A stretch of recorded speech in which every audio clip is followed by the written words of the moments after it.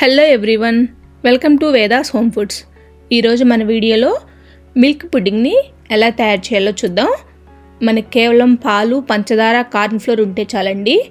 ఎంతో టేస్టీగా ఉండే ఈ మిల్క్ పుడ్డింగ్ని మనం ఇంట్లోనే ఈజీగా ప్రిపేర్ చేసుకోవచ్చు.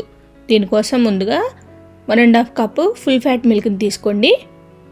అలానే ఒక గిన్నెలోకి 1/3 కప్పు వరకు కార్న్ ఫ్లోర్ని యాడ్ చేసుకోండి.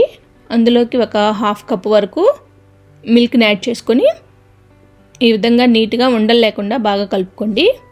మొత్తం 2 కప్స్ వరకు మిల్క్ యూజ్ చేయాల్సి ఉంటుందండి. ఇప్పుడు ఇలా బాగా మిక్స్ చేసుకున్న ఈ పాలను కూడా ముందుగా తీసుకున్న 1.5 కప్ మిల్క్ ఉన్నాయి కదా, అందులోకి యాడ్ చేసేసుకోండి. ఇప్పుడు ఇందులోకి 1/2 కప్పు వరకు షుగర్ని యాడ్ చేసుకోండి. ఈ షుగర్ మొత్తాన్ని ఈ పాలల్లో కలిసేంత వరకు బాగా కలుపుకోండి. పుడ్డింగ్ ప్రిపరేషన్ కోసం ఫుల్ ఫ్యాట్ మిల్క్ని యూజ్ చేసుకోండి.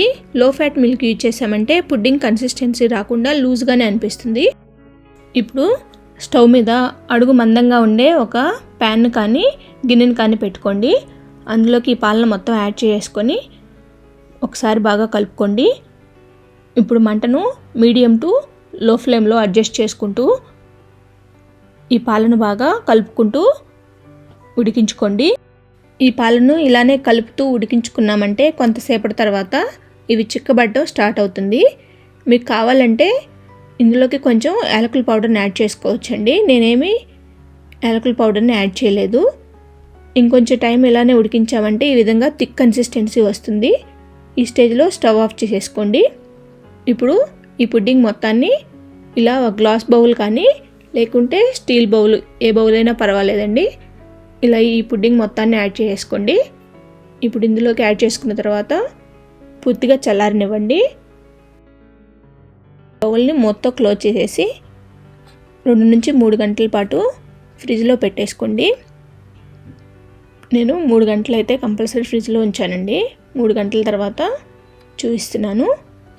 ఇది అన్మౌల్డ్ చేయడానికి కూడా ఎక్కువ శ్రమ పడాల్సిన అవసరం లేదండి.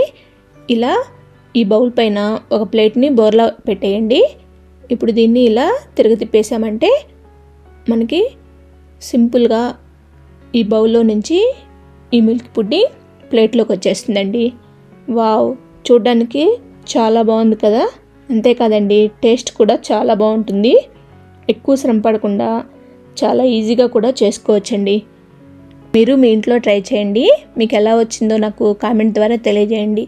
మీకు కనుక ఈ వీడియో నచ్చినట్లయితే లైక్ చేసి, షేర్ చేసి, సబ్స్క్రైబ్ చేసుకోండి. Thanks for watching.